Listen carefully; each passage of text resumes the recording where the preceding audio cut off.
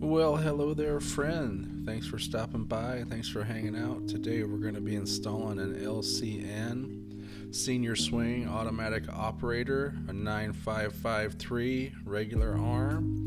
These are going into a pair of doors. So we have a right hand motor, we got a left hand motor, and then we got our consolidation box. It says regular, which that equals the push side. Kind of confusing if you're thinking about like a regular arm closer, but regular arm on these LCN senior swings is a push side mount. And I have the 72-inch header there on the cart also. So I'm going to open up that consolidation box, which should have my horizontal mounting brackets that are going to go on the edge of the header. I'm going to pull those out just to get us started. These are really fun to install. They work really good. And this project's a little challenging because, a lot of times you got some scope gap here where, these get added and electricians need to get stuff there. The low voltage guys need to get stuff there. And us carpenters, we got to screw it up we got to screw everything in. So, here we're going to mount the box for everybody, let them check it out, and then they can figure out what they need to do from there. They can run surface conduits into the box and it can stay right where it is, or they can figure out where they want to put their holes, and we'll give them a concealed way to get in there. So here I'm marking the edge of the frame, and I'm marking 1 inch up, and then that's right where the corner of the header is going to be. And I like to mark those mounting holes first, just using the bracket, and then give myself a hole just because that's going to help me install it later. Pardon my allergy voice. Sorry. I do have a mute button on this microphone. I'm going to try this. Hang on. And I'm back. Yes. Got me a good clear of the throat there. Okay. So yeah, I'm just running the edge of that frame face up, and then I'm going to mark 1 inch up. That's the corner of the header, and that's right where that bracket's going to go. And I'm going to mark that hole, and then I'm going to drill it. And that's going to be really good.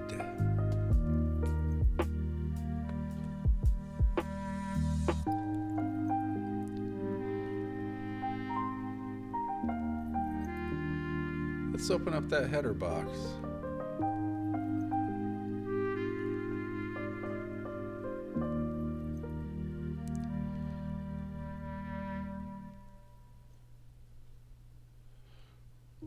Just as a note, this style and this configuration with two motors and one control box that you'll see later, this is set up for simultaneous operation. So these doors need to be independently operating and be able to open at the same time. I mark the front of the box because I'm slow sometimes and I get confused easily. So what I'm going to do now is I'm going to take all the cover plates off, and I'm going to stack them finished side to finished side, and then unfinished side to unfinished side. Then I'm going to tape them all up together and set them aside as I'm saving all these screws that I'm taking out. And the screws that I just took out, I'm going to put right back in, because this is the number one thing I think that gets lost on these, especially if you put all the cover plates back up and then the electricians are in and out of there. It's so easy to lose those little screws. So I just throw them back in there and I tape up the cover plates, and I save installing the cover plates till the very, very end when everybody's been up in there, did their work, and then hopefully we still have everything that we needed.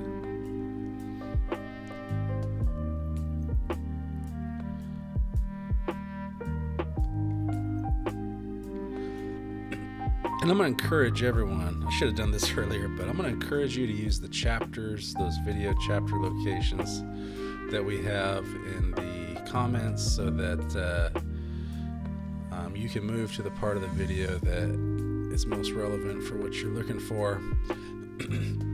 These installs are not really very complicated, so you're not going to need much, but you know, those chapters are like little time machines. You just click on them, you jump to the future, or you can go back to the past. Pretty amazing. Technology, huh? So here I am removing the 4 screws that are on the edge of the operator mounting brackets that are inside the header. And those 4 screws that I removed, they're different threads. The 2 that are in the middle are a finer thread, and the 2 that are on the outer edge are a coarser thread. So I save the 4 that I take out, and I just replace them with the longer version of the same screw that comes in that pack. And that's all that's different, is they're just a little bit longer. So that's what I do. When you're doing the single mount, when you're doing the single headers for the single door, the mounting bracket opposite of the motor, you're gonna use some nuts they give you. Here you don't need the nuts because you're going into the edge of the mounting bracket or the edge of the header. So yeah, those 4 I take out, I just find the corresponding 4 screws that are the exact same thread, just a little longer, and those are the ones I need.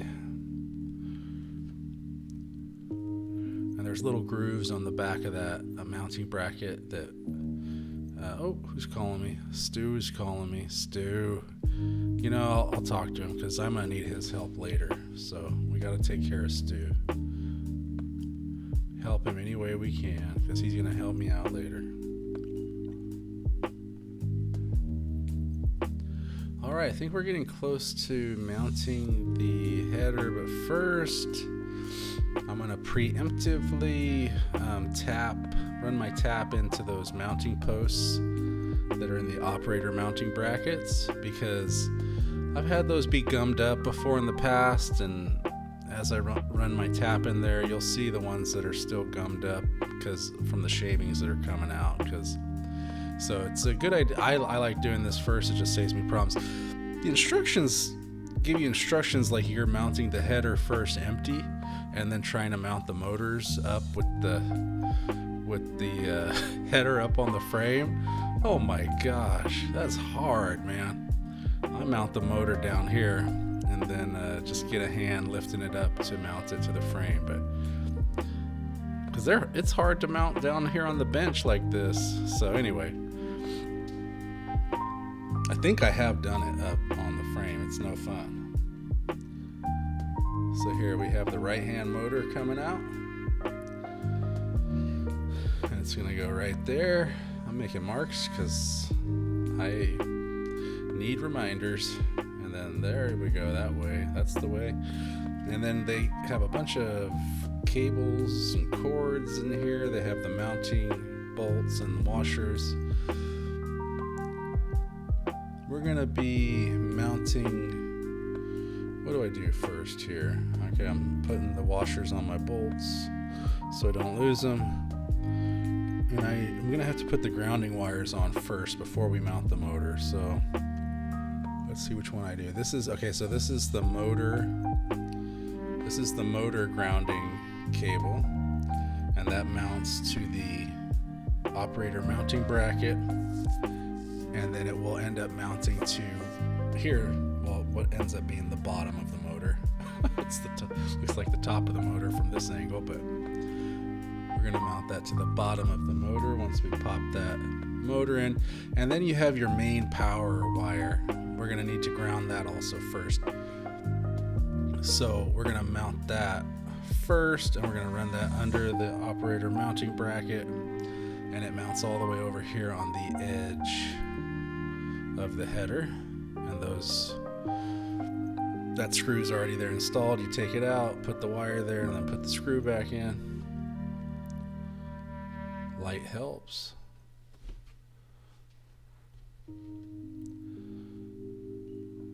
for your operator grounding wire, that screw comes in that bag that we opened up. It's not already installed. This grounding screw is already in the side of the bracket, so you always want to make sure you do this before you mount the motor, because otherwise you can't get to it. Now I'm just bending those mounting brackets a little bit over because these have grommets that need to line up and they're pretty tight. And so I get the ones on the right hand side here lined up first and kind of starting to drop on. And once those grommets are clear and dropping onto the post, then I start focusing on the other side. And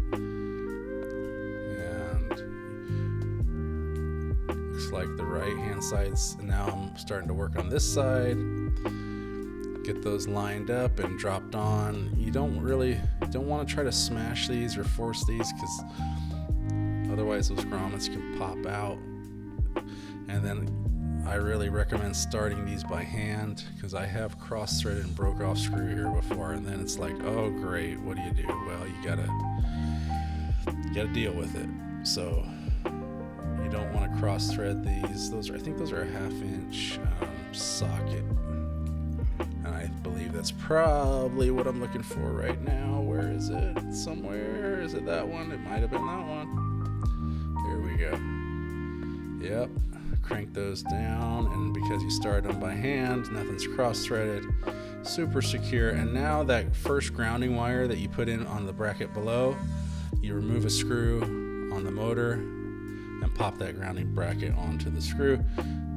You got one motor mounted. Great job. Those other cables there, those are going to go onto the control box when we put the control box in. So at this point, I think we can mount the other motor. Just do what we did on that right hand motor. Oh, circle it.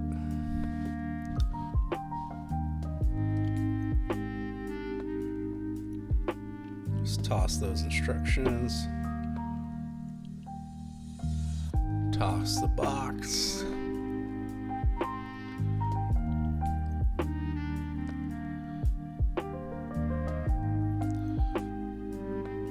This comes with that comes with another main power grounding wire, which I think you would hook up if you're going to do independent operation. To have two doors that are going to open independently of each other, I think you need two control boxes.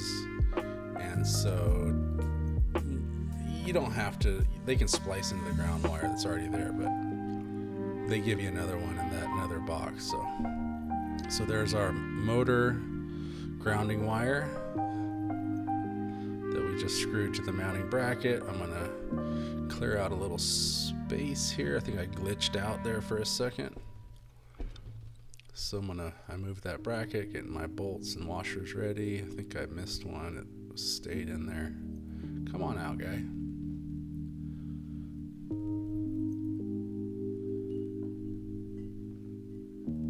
There we go. We got our bolts and our washers. Let's get this bad boy mounted, starting with the left-hand side, getting those posts up through the grommets. Making sure those grommets, the posts are sitting inside the grommets and it's looking good. Then we can get the other posts lined up. Dude, I don't know how you do this up on the header. And these are 8-foot doors too. It'd be even harder to try to do it with it up, but maybe, yeah, if you got an easy way to do it, let me know.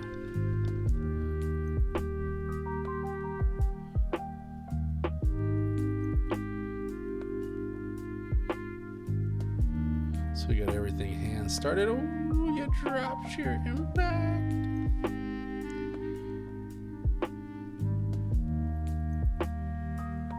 You know, looking back at these, I realize how many mistakes I make. I make a lot of mistakes, but that's one cool thing about making the videos. I think I'm learning a little bit as I watch them too. All right, we got two motors mounted. We got the grounding wire. Now we're going back to our accessory or consolidation box. So we're gonna pull out that control box. What else? So you might ask me why I'm not mounting the arms. We were planning on these coming back down. So this video is just mounting of the motors in the box. The arms are pretty straightforward. This is all pretty straightforward too. It's just it's gonna be the part that's kind of like, man, what are we gonna do if you haven't done it before? Putting the arms on are pretty easy. So there's the control box, and it's got some wires. So this one is you have like a master motor and a slave motor, and that's what that wire's for, right? And it hooks up to the control box right there. Just makes them, they do the same thing at the same time, that's all. Then you got P10, and then you have P6 and 7, I think. So P10 will control like an electrified strike if you're using one, or if you need to fire a relay or something. P6 and P7 are the actuating. Those are just to tell it to do what it's supposed to do, the actuators. So I just plug those in for them before I pop it in. Those are the only cables it comes with. I don't mess with anything else. And then I'm going to put the little mounting, there's a name for those. They got some mounting, sliders? I don't know. They're going to make that motor mount into the groove, or make the control box mount into some grooves that are in the header. Those are really small screws. I got really fat fingers.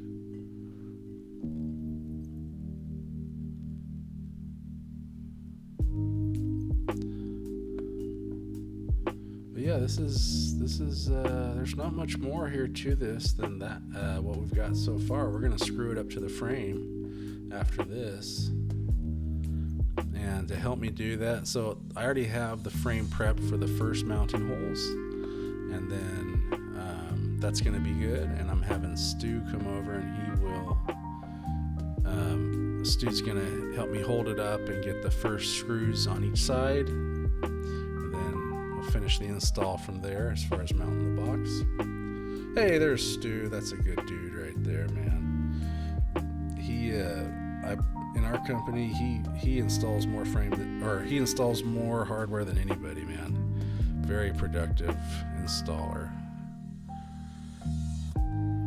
So Stu's just gonna hold up the one end of it for me. I'm gonna hold up the other end.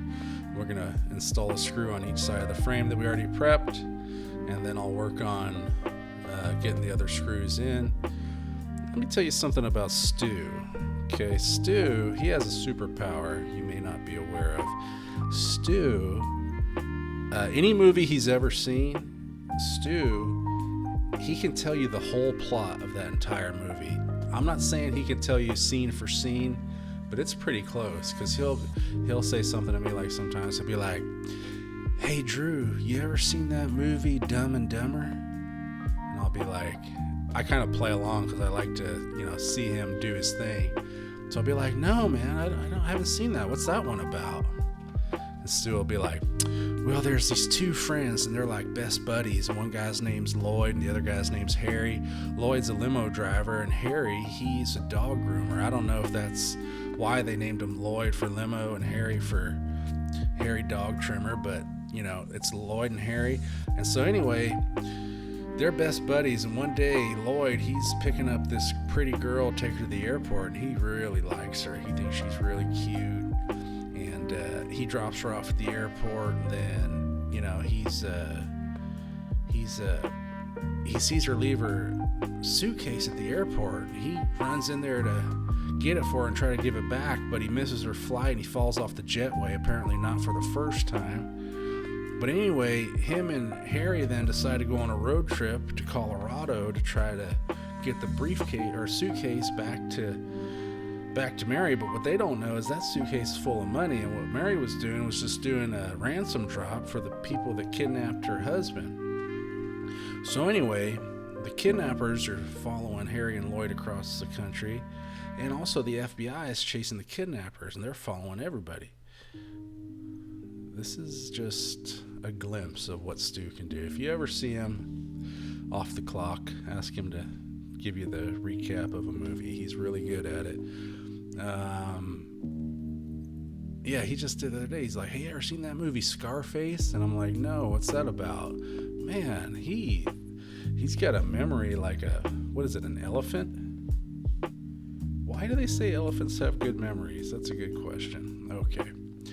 So anyway, what you've been seeing so far is I'm putting the other two mounting holes those other two holes are running into the header above the frame, and I'm using some 1/2-inch shims to keep it straight up and down, because that's how far the frame is sticking outside the wall, 1/2 inch. Ooh, pretty tight up against that exit sign, aren't we? But anyway, that's mounting the box, that's mounting the motors. The only thing you'd have left is to mount the arms, and we're going to do that later once we know the electricians can get all their stuff where they need to. But yeah, this has been fun. Thanks so much for taking the time to,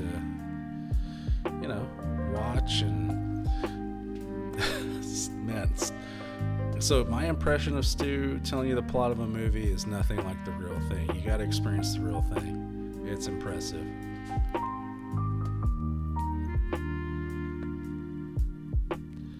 All right, we're getting that screw angled. We're hitting the header. What am I doing here? Oh yeah, I'm already in the header. We're just running it in. Probably drop a shim behind it, I'm guessing. Probably dropping a couple shims, maybe. Going for some shims. Got them. Good job.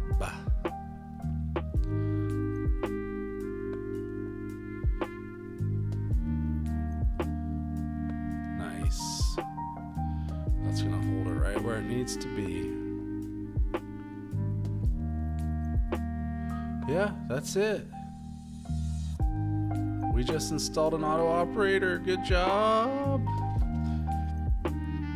Maybe make a video later for some arms. Thanks for hanging out. Catch you next time. Oh wait, I do something else here, don't I? What do I do? Nah, that's it. We get out of here. That's what we do. Oh yeah, I gotta consolidate all the parts and pieces into the box and save it. That's what we do. That's a good idea. And label it so it's ready to get completed. There we go. Perfecto. Catch you next time.